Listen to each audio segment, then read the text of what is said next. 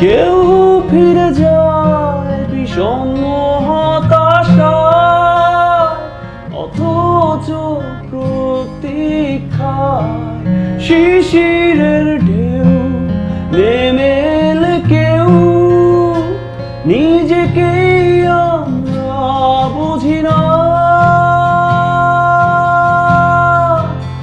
একা ফুটপাত হকার বিহীন শহরের মোড়ে পড়ে থাক, আমরা না হয় নিখোঁজ থাকি। গোটা শহর যতবার একা ফুটপাত হকার বিহীন শহরের মোড়ে পড়ে থাক, আমরা না হয় নিখোঁজ থাকি। গোটা শহর যতবার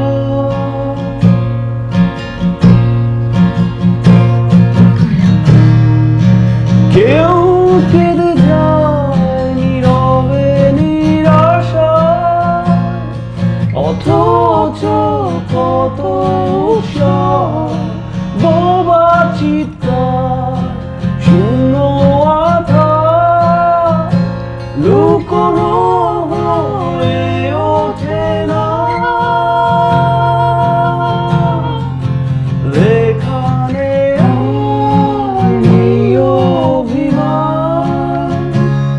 কাঁদবে না হৃদয় প্রতিক্ষণ, ফিরে যাওয়া বলে কিছু নেই। গভীরে শূন্যতার নির্বাসন, এখানে আর নেই অভিমান। কাঁদবে না হৃদয় প্রতিক্ষণ, ফিরে যাওয়া বলে কিছু নেই। গভীরে শূন্যতা নির্বাসন। হ্যাশট্যাগ ব্যান্ড সেগমেন্টে আপনাদের সবাইকে স্বাগতম। আমি জিয়ন, ওয়েলকাম টু নিউজ জি24। এবং আমাদের সাথে অলরেডি বুঝে গেছেন যারা ব্যান্ড মিউজিকের লিসেনার এবং যারা নিয়মিত গান শুনেন তারা বুঝে গেছেন আজকে আমাদের সাথে কারা আছে। আজকে আমাদের সাথে আছে ব্যান্ড আপেক্ষিক। তো আমরা শূন্যতার নির্বাসন গানটা নিয়ে যেহেতু শুরু করলাম, আমরা শূন্যতার নির্বাসন গানটা নিয়েই জানতে চাই যে গানটার গল্প, গানটার লেখা সব কিছু নিয়ে যদি শুদ্ধভাবে কাছে ফার্স্টে জানতে চাই। ফার্স্ট অফ অল এই গানটা আসলে একটা কবিতা, মানে হচ্ছে এটা আমার বন্ধু ইমরান নিলয়, ওর একটা কবিতা ছিল, কিন্তু সেটা ছিল অ্যাকচুয়ালি ওই প্রথম কোরাস পর্যন্তই, মানে হচ্ছে first verse and first chorus ওই পর্যন্তই ছিল, এবং কবিতাটা আর একটু অন্যরকম ছিল। তো সামহাও ওই কবিতাটা আমার খুব ভালো লাগে। সো ওই কবিতাটা হচ্ছে আমি জাস্ট লামকে পাঠাই, আমাদের আরেকজন ব্যান্ড মেম্বার, আমাদের কিবোর্ডিস্ট লাম। সো ওকে পাঠানোর পর ও একটা টিউন পাঠাইলো আমাকে, এক্স্যাক্টলি এই টিউনটা। তো আমি বললাম যে খুবই সুন্দর হয়েছে, আমরা কি এটা তাহলে ব্যান্ডের জন্য নেই? তো পরে নিলয়কে বললাম। সো ওকে হাজার রিকোয়েস্ট করার পর পরেরটুকু লিখে দিতে পারেনি। তো পরেরটুকু হচ্ছে আমার লেখা, মানে বাকি সেকেন্ড ভার্স এন্ড কোরাস ওইটা লিখে বাকি ওভারঅল কম্পোজিশনটা আসলে টোটাল ব্যান্ডের ক্রেডিট, মানে হচ্ছে মানে লামের টিউনটা করা, এটা এত সুন্দর স্বাভাবিক যেটা পিক করা হয়েছে, এর উপর আর পরে পুরো মিলে কাজটা হয়ে গেছে। পুরো মিলে বাকিটা অভিক, জয়, সবার এফোর্ট। তো যেহেতু গানটা আসলে পার্সন টু পার্সন ভ্যারি করে যে সে কিভাবে নিচ্ছে, সে কিভাবে ইন্টারপ্রেট করছে, বাট আমি যদি ব্যান্ড আপেক্ষিকের কাছে জানতে চাই এই গানটার ইন্টারপ্রেশনটা কি আসলে? এইটা হচ্ছে ভাইয়া ওই যে এটাকে বলা হচ্ছে হয় আইডেন্টিটি ক্রাইসিস বা ওই যে এক্সিস্টেন্সিয়াল ক্রাইসিস যেটাকে বলে, ওইটার উপর বেস করে এই গানটা লেখা। মানে একটা মানুষ হচ্ছে এই আইডেন্টিটি ক্রাইসিসে ভুগতেছে, বাট সেটা থেকে বের হইতে পারতেছে। সো ওই থিম থেকে এই গানটা লেখা আসলে। তো এটা একটা সার্টেন মানুষদের জন্য যারা হয়তো বা লাইফে একটু লাইক যে ব্যাকওয়ার্ড, যারা হচ্ছে যে মানে এখানে শূন্যতার নির্বাসন, মানে মানুষ প্রত্যেকের লাইফে এমন একটা সার্টেন পিরিয়ড আসে যে হইতেছে নিজেকেই আসলে নির্বাসিত করে দেয়, মানে নিজে শূন্যতার মধ্যে থাকতেই ভালো লাগে, মানে ওই যে লাইফের আর কোনো মিনিং খুঁজে পায় না, নিজেকে শূন্যতার মধ্যে নিজেকেই নির্বাসিত করে দেওয়া আর কি, এরকম একটা বিষয়। আচ্ছা, আরেকটা খুব ইম্পর্টেন্ট যে এটা মিক্সিং মাস্টারিং কোথায় হয়েছে, স্টুডিও? এটা রাফা ভাইয়া করছে। আচ্ছা, রাফা ভাইয়ের টাচ তো আর মাস্টারপিসে তো বের হবে না, কিন্তু খুবই পিছনের গল্প হচ্ছে যে এইটা রাফাকে ভালো প্রেসার দিয়ে করা হয়েছে মাত্র একদিনের মধ্যেই। একদিনের মধ্যে আমরা তাকে ইন টোটাল আর কি 3 দিন সময় পাইছি তাকে। 3 দিনের মধ্যে হচ্ছে মানে একটু একটু করে কাজ আগায় রেখে রেখে রেখে রেখে লাস্ট মোমেন্টে হচ্ছে আমাদের ফাইনাল আউটপুটটা নিয়ে আমরা দৌড়, মানে হচ্ছে রিলিজের জাস্ট 5-6 ঘন্টা হবে, 5-6 ঘন্টা আগে হচ্ছে আমরা ফাইনাল কাজটা হাতে পাই। আচ্ছা, তাহলে মিউজিক ভিডিওটা ওটা কি মানে মিউজিক ভিডিও ওই যে ওইটার যে প্রি মাস্টারটা ছিল ওটা দিয়ে music হয়েছে। videoটা, মিউজিক ভিডিওটা একটু জানতে চাচ্ছি যে এই কনসেপ্টটা এটা জয় বলুক। আচ্ছা হ্যাঁ প্লিজ। আচ্ছা, এই মিউজিক ভিডিওটা করছে হচ্ছে যারা, ওদের নাম হচ্ছে স্টুডিও লন্ঠন। লন্ঠন। হ্যাঁ, তো ওদের কাছে হচ্ছে আমরা যেটা করছি সেটা হচ্ছে আমরা ব্যান্ড থেকে যে কাজটা এখন করি সেটা হচ্ছে কোনো ভিডিও প্রোডাকশনের কাছে গেলে আমরা নিজেরা আগে যেরকম নিজের একটা আইডিয়া শেয়ার করতাম যে হ্যাঁ আমাদের এরকম একটা আইডিয়া আছে বা ওরকম একটা আইডিয়া আছে। সো দেখা যেত যে ওই প্রোডাকশনের যারা স্ক্রিপ্ট লিখতেছে ওরা দেখা যেত আরো মানে বেটার বাইরে আইডিয়া আর যাচ্ছে না। না, ওরা আরো বেটার আইডিয়া নিয়ে আসতো। আচ্ছা, তো তখন আমরা আসলে বুঝতে পারতাম যে এইটা তো আমাদের সেগমেন্ট না আসলে। ওটা তো আমরা স্বাভাবিক, ও আচ্ছা ঠিক আছে, উল্টা হয়েছে না? আরেকটা জিনিস হচ্ছে আমরা আসলে যেটা করে প্রথম দিকে সব দিকে মাথা দিতে গেলে আসলে সবকিছু হয় না। হয়ে ওঠে না, কারণ আমাদের হয়তো ওই সুযোগ সুবিধাগুলো নাই। সো আমরা বেটার যে মিউজিকে কনসেন্ট্রেট করি আর প্রোডাকশনের হাতে ছেড়ে দিই, ওরা স্টোরি দেয়। মানে অবভিয়াসলি আমাদের সাথে শেয়ার করে, আমরা তখন যেটা ওকে বলি যে হ্যাঁ আমরা এটা করব, এন্ড ওরা আসলে অনেক অ্যামেজিং সব আইডিয়া আমাদেরকে দেয়। মিউজিক ভিডিও দেখলেই বোঝা যায় একদমই ডিফারেন্ট বা যাই বলি খুব ইন্টারেস্টিং গানটার সাথে যাচ্ছে। আমরা লিটারালি ওদেরকে একদম ফ্রিডম দিয়ে একদম দিচ্ছি। freedom আমরা দিয়ে বলছি দিয়েছি। যে তোমাদের যা ইচ্ছা করো, লিটারালি এইটাই বলছি। কারণ ওই বিষণ্ণতাটা খুব উঠে আসছে, ওই আইডেন্টিটি ক্রাইসিস যেটা বলছিলেন খুব সুন্দর হয়ে মানে গানের সাথে সাথে পরতে পরতে মিলে থাকে না ওইরকম একটা। যেহেতু গানের মিউজিক ভিডিও নিয়ে কথা হচ্ছে, আমরা একটু দেখে ফেলি, ক্লিপস একটু দেখি।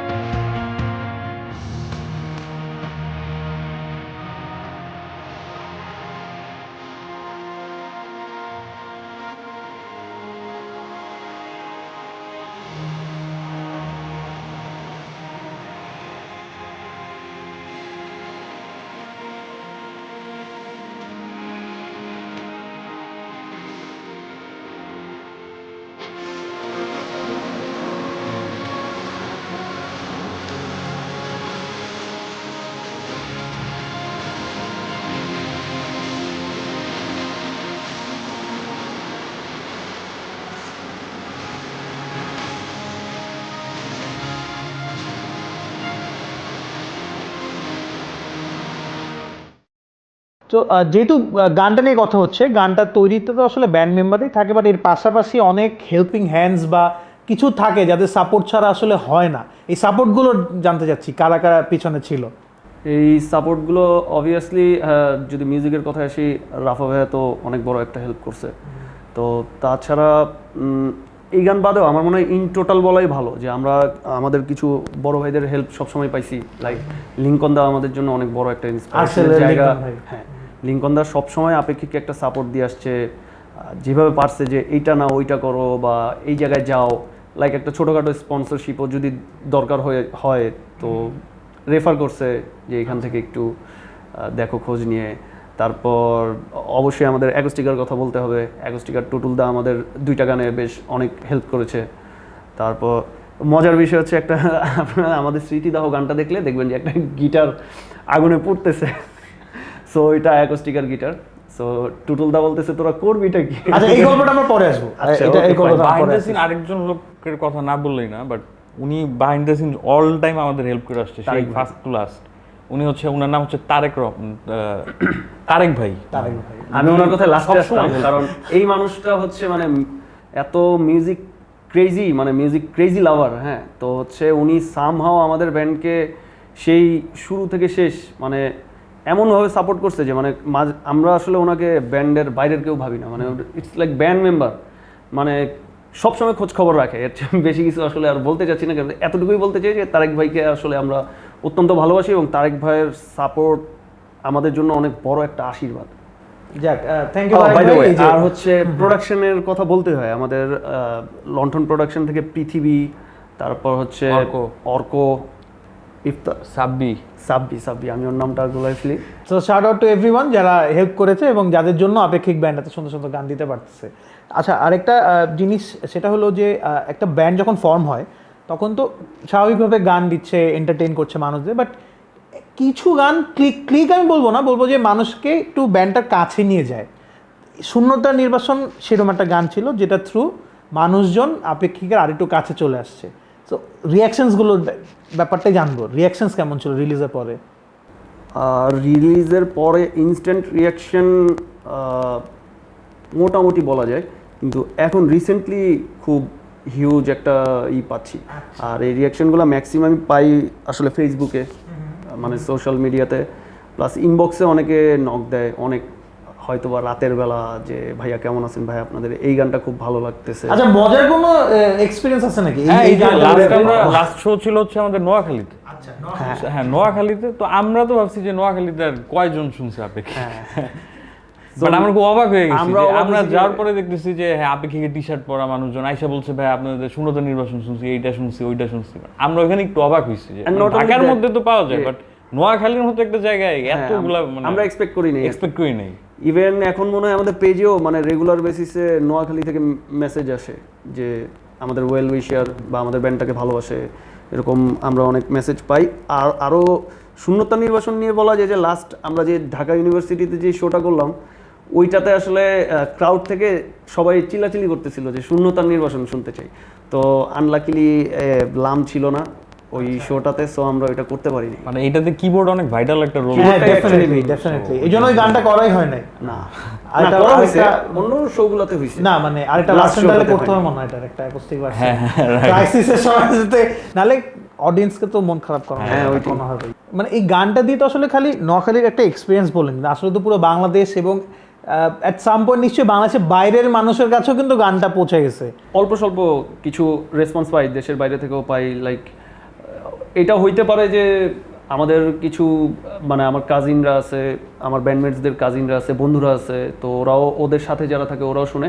তবে সবচেয়ে বেশি অবাক হয়েছি হচ্ছে কিছুদিন আগে একজন ফরেনার, একজন ব্রিটিশ একটা লোক আমাদের 3টা গানে কমেন্টস করেছে, প্রত্যাগমন, তারপর হচ্ছে শূন্যতা নির্বাসন আর স্মৃতিদাহ হতে সে কমেন্টস করছে।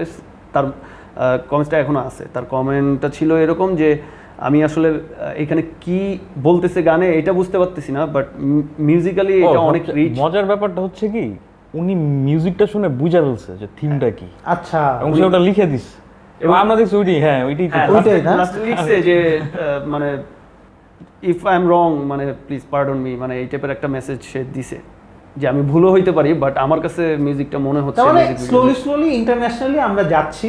এখন ল্যাঙ্গুয়েজটা কি আসলে ফ্যাক্ট, মানে এই জায়গাটা এখানে তো মনে হয় এইটাই তো একটা অনেক বড় বিষয় যে ল্যাঙ্গুয়েজটা আসলে ফ্যাক্ট না, তার কাছে কিন্তু গানটা ভালো লাগছে, মানে সে ওইটা কমেন্ট করছে এবং 3টা গানেই কমেন্ট করছে। সে একটা শুনে তার ভালো লাগছে বলেই তো বাকিগুলো শুনছে এবং সে সুরটা শুনে বুঝতে পারছে। অথবা একটু ইংলিশ ট্রান্সলেশন দিয়ে ওনাকে বা বাইরে ইন্টারন্যাশনালের জন্য যে আমরা কি বুঝাতে যাচ্ছি এরকম হতে পারে। আচ্ছা, অনেকক্ষণ ধরে বাজিদ চুপ আছে, ওর কাছে এবার একটু আসি যে আপেক্ষিকের কাছে যে কিভাবে অ্যাড হওয়া, কতদিন ধরে কিভাবে কার্যক্রম চলছে?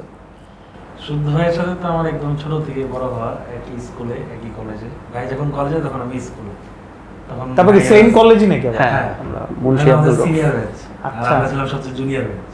ওইখান থেকে ভাইয়ের সাথে পরিচয়, আস্তে আস্তে ভাইয়ের ব্যান্ড করে, ভাই আমার সাথে সাথে সাথে যাই শোতে টোতে, তো ওইখান থেকে মিউজিকের সাথে রিলেটেড হওয়া। আচ্ছা, আর এখন আর কিভাবে ব্যান্ডের সাথে অন্যান্য ব্যান্ডগুলোর সাথে অ্যাসোসিয়েশন বা কোনো কিছু? হ্যাঁ, শুদ্ধ ভাইয়ের সাথে চলে যেতে লিঙ্কন ভাই, নাফা ভাই, মানে সব মিউজিশিয়ানের একটা প্রিয় ছোট ভাই আমি বলতে গেলে। তো একদম যারা কনসার্টে যায় অথবা যারা শোর সাথে রিলেটেড অথবা ব্যান্ডের সাথে রিলেটেড, তাদের কাছে কিন্তু বাজিদ খুব পরিচিত একটা মুখ।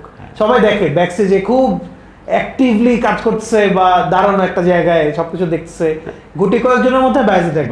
এখানে একটু জিনিস অ্যাড করি, ওর ফ্যাক্টটা হচ্ছে যে ফার্স্ট অফ অল আমাদের ম্যানেজার, বাট তারপরে যত জায়গায় হচ্ছে পরিচয় হয়েছে বা কথার কথা, আমরা কোনো একটা জায়গায় আমাদের পরে আর্টসেল উঠবে, আমাদের পর অ্যাভয়েড্রাফা উঠবে, ইভেন ভাইকিং বা যেটাই হোক, মানে পরিচিত যেই ব্যান্ডই হোক, দেখা যাচ্ছে যে পরিচয় করাই দিছি, ও ইগারলি গিয়ে ওই ব্যান্ডটাকে হেল্প করতেছে। সো সবার একটা চোখ পড়ে এবং ও যেই কাজ করে ওর সবচেয়ে স্পেশালিটি হচ্ছে যে পারফেকশন, মানে একদম 100% পারফেকশন। যেই জিনিসটা লাগবে মানে বলতেও হচ্ছে না, ও বুঝে ফেলে যে এখন কি একদম ভালোবাসার জায়গা, তো এই জন্যই যা আসে অনেস্টলি আসে, সবাই ওকে খুবই আসলে ভালোবাসে, খুবই আদর করে।